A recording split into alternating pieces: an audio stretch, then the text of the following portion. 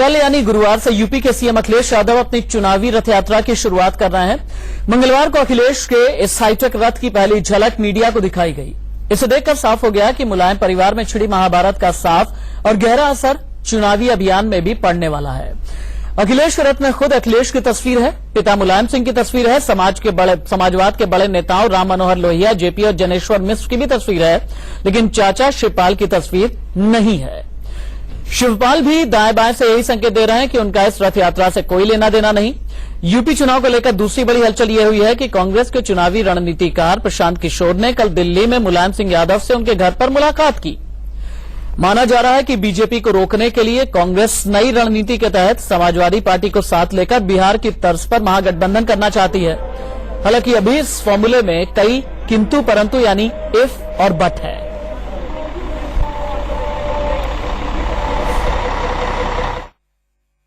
पूरे उत्तर प्रदेश की जितनी बर्बादी करना था अखिलेश यादव जी कर चुके हैं। अब उत्तर प्रदेश की जनता इनको बर्बादी करने का कोई दूसरा मौका देने वाली नहीं है। इनकी विकास यात्रा एक धोखा है। कुछ भी गठबंधन करें, महागठबंधन करें, सपा बसपा कांग्रेस सब एक होकर के लड़े, तब भी भाजपा के विजय रथ को रोक पाना इनके बस की बात नहीं है। समाजवादी रथ यात्रा सिद्धांतों के लिए, विचारों के लिए और ऐसी प्रतिबद्धता के लिए जो जनता के हित में काम हो सके उसके लिए की जा रही है। फिर चुनाव में जा रहा है, उत्तर प्रदेश की जनता जागरूक है, वो किसी बहकावे में, भ्रम में, गुमराह होने की किसी साजिश का हिस्सा न बन सके, इसके लिए श्री अखिलेश यादव जी की लोकतांत्रिक जिम्मेदारी है।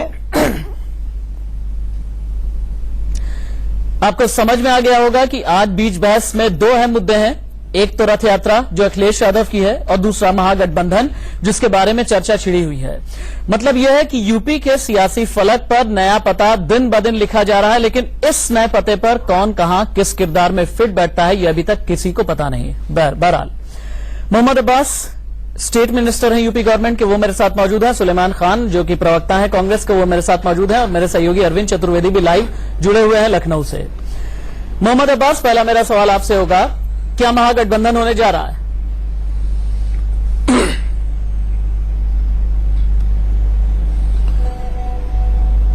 देखिए, कुछ लोग राष्ट्रीय अध्यक्ष श्री मुलायम सिंह यादव जी से कल दिल्ली मिले हैं, उसकी चर्चा हमने भी सुनी है और पार्टी पूर्णतः इंडिपेंडेंट लड़ने में सक्षम है, लेकिन फिर भी कहीं ना कहीं सांप्रदायिक शक्तियों को चूंकि किसी भी कीमत पर हमें आगे नहीं बढ़ने देना और उसके लिए राष्ट्रीय अध्यक्ष जो भी गठबंधन करेंगे वो पूरे पार्टी नेतृत्व को स्वीकार होगा और सब उसका स्वागत करेंगे। मतलब यह है कि महागठबंधन की संभावना को आप खारिज नहीं कर रहे हैं? नहीं, हमने कहा कि अभी ग्राउंड्स पे ऐसा कुछ नहीं है, लेकिन नेताजी जब लोगों से मिलते हैं और कोई भी गठबंधन करे ना करें, किससे चुनाव लड़ना, किसको क्या करना है, ये सब राष्ट्रीय नेतृत्व तय करेगा। ठीक है। और जो राष्ट्रीय नेतृत्व तय करेगा उसे पूरा प्रदेश और पूरी पार्टी उसे मानेगी। कांग्रेस प्रवक्ता सुलेमान खान से मेरा अगला सवाल होगा। सुलेमान जी, आप लोगों ने यूपी में नारा दिया 27 साल यूपी बेहाल। इन 27 सालों में 13 साल पिता पुत्र का शासन रहा, यानी समाजवादी पार्टी का शासन रहा। अगर महागठबंधन होगा तो क्या इन 13 सालों को भूल जाएंगे आप? 27 साल की बजाय फिर आप कहेंगे कि 14 साल यूपी बेहाल? कौन कहता है महागठबंधन होगा? तस्वीरें कहती हैं, आप लगाइए स्पेकुलेशन, राजनीतिक संकेत कहते हैं। प्रशांत किशोर से फिर अरे आप फैसला राष्ट्रीय दिए, अध्यक्ष आप डिसाइड करिए कांग्रेस पार्टी की तरफ से, और आपका ये हो गया महागठबंधन। ठीक है, आप ये कह दीजिए नहीं हो रहा। प्रशांत किशोर, तो आप ये कह दीजिए नहीं हो रहा। हाँ, नहीं हो रहा, मेरी बात तो आप पूरी होने ठीक दीजिए। है। प्रशांत किशोर का आप हवाला देते हैं बार बार।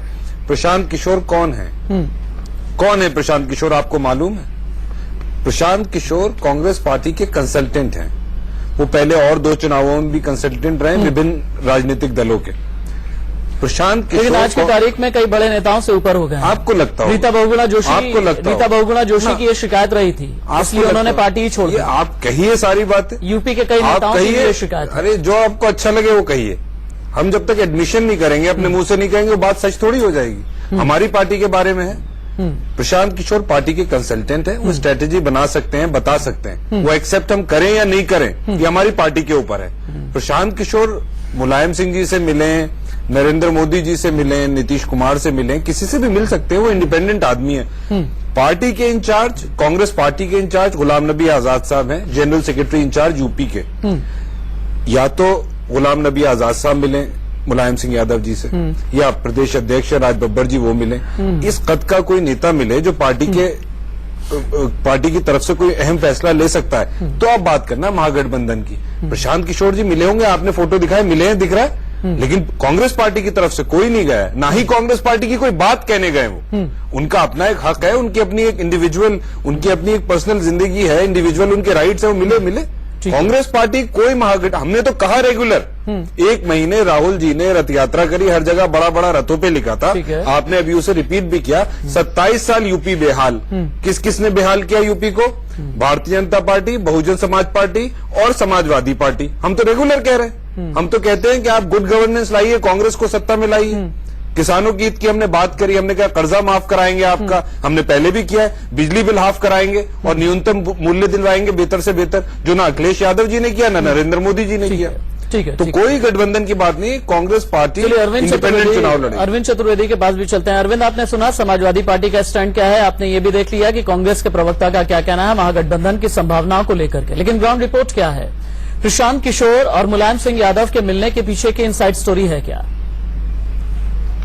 मैं आपको ये बताना चाहता हूं कि इनसाइड स्टोरी है, और राहुल और प्रियंका की तरफ से भी ये संकेत दिए जा रहे हैं कि वो समाजवादी पार्टी को लेके कहीं न कहीं नरम है। दूसरी तरफ मैं आपको बता दूं कि जिस तरीके से ग्राउंड लेवल पे यहाँ पे समाजवादी पार्टी में पॉलिटिक्स चल रही है, उससे समाजवादी पार्टी भी कहीं न कहीं कमजोर हुई है, और उसको भी लगता है कि हमारे लिए गठबंधन बेहद जरूरी है। इसी वजह से मुलायम सिंह यादव अलग अलग नेताओं से मिल रहे हैं। आपने देखा होगा कुछ दिन पहले शिवपाल सिंह यादव खुद अजीत सिंह से मिलने गए और उन्होंने मुलायम सिंह यादव की बातचीत कराई, क्योंकि अजीत सिंह पश्चिम उत्तर प्रदेश में एक बड़े नेता है, उनकी वोट बैंक में काफी अहमियत है। और इसके अलावा नीतीश कुमार, भले ही नीतीश कुमार ने स्वीकार न किया कि अभी हम फुल फाइनल कुछ नहीं कह सकते हैं, लेकिन उनकी मुलाकात हो रही है, बातचीत हो रही है। उसके अलावा और जो दूसरे दल हैं जो सांप्रदायिक शक्तियों से लड़ते हैं, उनसे भी इन लोग की बातचीत चल रही है। इसलिए महागठबंधन से कतई इनकार नहीं किया जा सकता है। भले ही जो महोदय कांग्रेस के बैठे हुए प्रवक्ता वो इस बात को सिरे से नकारें, लेकिन इस बात को लेकर कांग्रेस बहुत ही गंभीरता से सोच रही है, और यहाँ के नेताओं ने स्पष्ट कह दिया है कि बिना गठबंधन के कांग्रेस की सीटों की जो हालत होगी और कांग्रेस पार्टी की जो हालत होगी उसको बताया नहीं जा सकता। ये बात भी जो प्रवक्ता महोदय बैठे हैं उनको समझना चाहिए। हाँ, मैं आपको जवाब दे देता हूँ सब, मैं जवाब दे देता हूँ, मैं सब समझता हूँ, और आप मुझे नहीं बताएंगे मुझे क्या बोलना है। जो मेरी पार्टी की ऑफिशियल लाइन है वो मैं आपको बता रहा हूँ। आपने क्या राहुल जी, प्रियंका जी का आपने हवाला दिया, कहीं उन्होंने कोई बयान दिया, दोनों में से किसी ने? और आपने क्या यहाँ के सारे लीडर चाहते हैं? कौन कौन लीडर चाहते हैं, किसने बयान दिया? आप हमें बता रहे हैं कि हम ये चाहते हैं, हम आपको बता रहे हैं हम चाहते ही नहीं है। अभी आज की डेट में ऐसी कोई बात नहीं। आपकी होगी मालूमात, आप लगाइए मालूमात, अपनी स्पेकुलेशन लगाइए। आज की डेट में हम इंडिपेंडेंट हैं और इंडिपेंडेंट ही चुनाव लड़ेंगे। चलिए, मोहम्मद अब्बास से मेरा अगला सवाल होगा। मोहम्मद अब्बास जी, सुलेमान खान का ये कहना है कि कांग्रेस को समाजवादी पार्टी की कोई जरूरत नहीं है, फिर आपको जरूरत क्यों महसूस होती है? हालांकि आप शुरुआत में ये कह चुके हैं कि हाँ, हम अकेले भी लड़ सकते हैं, अकेले लड़ने में सक्षम है, लेकिन तथाकथित सांप्रदायिक शक्तियों को रोकने के लिए आपको कांग्रेस की जरूरत क्यों है? आपको आरएलडी की जरूरत क्यों है? आपको जेडीयू की जरूरत क्यों है?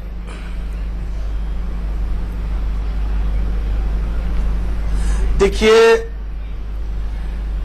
चौधरी अजीत सिंह जी के आवास पर जब प्रदेश अध्यक्ष शिवपाल जी गए तो रजत जयंती का कार्यक्रम के लिए मिलने गए, और चूंकि सब समाजवादी शक्तियों को इकट्ठा करने का उसमें बीड़ा उठाया गया है, तमाम शक्तियां, चूंकि समाजवादी पार्टी उस थर्ड फ्रंट का आईना है, उस थर्ड फ्रंट की सूरत है जिसका सपना लोहिया, जयप्रकाश और मधु लिमि जी ने देखा था।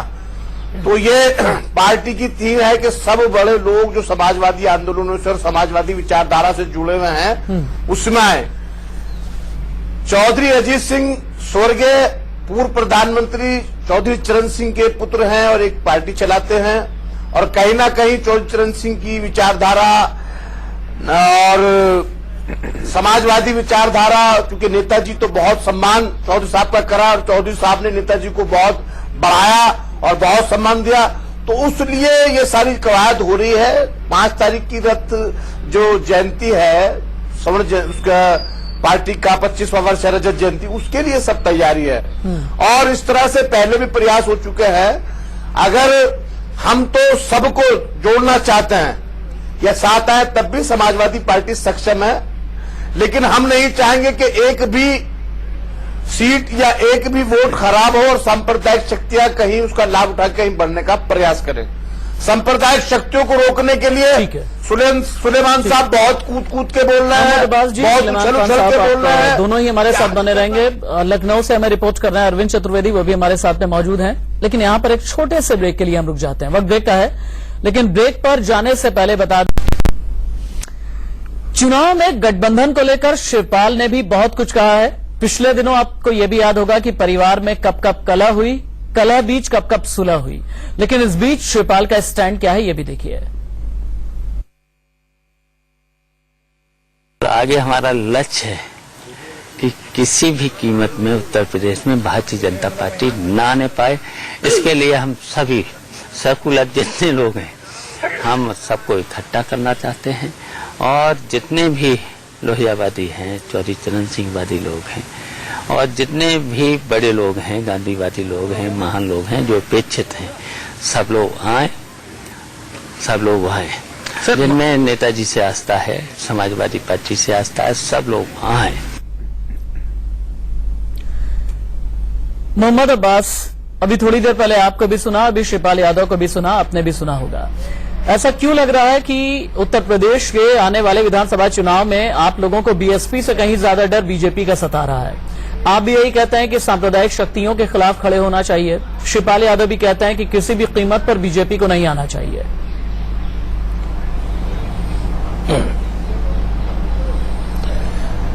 देश में सांप्रदायिक शक्ति सबसे बड़ा खतरा है। निसंदेह जिस तरह से केंद्र में सरकार बनने के बाद जिस तरह से पूरे देश में सांप्रदायिकता को बढ़ावा मिला है, आपसी भाईचारे को खत्म करके जिस तरह की प्रवृत्ति अपनाई जा रही है, अडानी और अंबानी के उद्योगीकरण को बढ़ावा दिया जा रहा है, समाजवादी पार्टी और उसकी विचारधारा के लोग हमेशा से ही सांप्रदायिक शक्तियों के खिलाफ लड़ते चले आए हैं। और हमारा ये मूल आधार है कि किसी भी तरह सांप्रदायिक शक्तियां ना पनपे और ना बढ़े। उसके लिए समाजवादी पार्टी ने सर्टिफिकेट तो आप लोग लगातार देते रहते हैं, सांप्रदायिक होने का भी और सेक्युलर होने का भी। इस बीच मुझे ये बताइए कि एक तो आप लोग भी नहीं है ना, 3 तारीख को रथ यात्रा शुरू हो रही है अखिलेश यादव की। वो रथ यात्रा जो है लखनऊ से उन्नाव की ओर जाएगी, लेकिन ठीक अगले दिन आपने युवा सम्मेलन भी, मतलब शिवपाल यादव का युवा सम्मेलन भी है। अब जो लोग लखनऊ से निकल करके इतनी दूर तक जाएंगे, अगले दिन युवा सम्मेलन में कहां आ पाएंगे? आप लोग कहते हैं कि भैया हम दूसरों से लड़ेंगे, पहले अपने अंदर तो लड़ लीजिए आप। 45 किलोमीटर उन्नाव है, 1 घंटे में लौट के आ जाते हैं। आप कितनी दूर ले जा रहे हैं? लखनऊ से 45 किलोमीटर दूर है उन्नाव, शाम को खत्म हो जाएगा। पैदल भी अगर चल के आएंगे तो अगले दिन अरविंद चतुर्वेदी वाहनों से जा रहे हैं। कुछ कह रही है। कैसी बात कर रहे हैं अरविंद? आप कैसी बात कर रहे हैं? उन्नाव तो बराबर में है, पड़ोस में है ना। हमारे रिपोर्टर ग्राउंड पर है, उनको सुनिए। मोहम्मद अब्बास आपको ये बताना चाहता हूँ कि सवाल ये नहीं है, सवाल वापस आने का नहीं है, सवाल इस बात का है कि इन लोगों का कार्यक्रम तो बहुत बड़ा हो रहा है, लेकिन आपस में दिल नहीं मिले हुए हैं। आप देख लीजिए कि रथ यात्रा की बस बन के तैयार हो गई है। शिवपाल यादव जो कि प्रदेश अध्यक्ष है समाजवादी पार्टी के, उस पे न उनका चेहरा है और न ही नाम है, जो ये बताता है कि समाजवादी पार्टी में सब कुछ ठीक नहीं चल रहा है। भले ही मोहम्मद अब्बास जो है ये तर्क दे रहे हैं कि हम 45 किलोमीटर से 1 घंटे में लौट के आ जाएंगे, लेकिन बड़ा प्रश्न ये उठता है राशिद कि जितनी दूरी इन लोगों के बीच में हो गई वो दूरी कैसे तय होगी? सबसे बड़ा प्रश्न ये है, उस दूरी को पाटने की कोशिश नहीं कर रहे हैं, दोनों लोग उस दूरी को बढ़ाने की कोशिश कर रहे हैं। एक तरफ चाचा ये कह रहे हैं कि हम महागठबंधन करने जा रहे हैं, उसमें सभी दल शामिल दूरी होंगे। विचारों की नहीं रह गई है, ये दूरी जो है अब दिल की हो चुकी है। ये बिल्कुल ठीक बात है। आप सभी का बहुत शुक्रिया हमारे साथ रहने के लिए। और सबसे बड़ी बात यह है, जिस महागठबंधन की बात बार बार कही जा रही है और बिहार के तर्ज पर कही जा रही है, ये बात शायद भूलनी नहीं चाहिए कि बिहार में उसी महागठबंधन से अपने पैर सबसे पहले मुलायम सिंह यादव ने खींचे थे। ये बाकी दलों को भी याद होगा। बहुत शुक्रिया आप सभी का।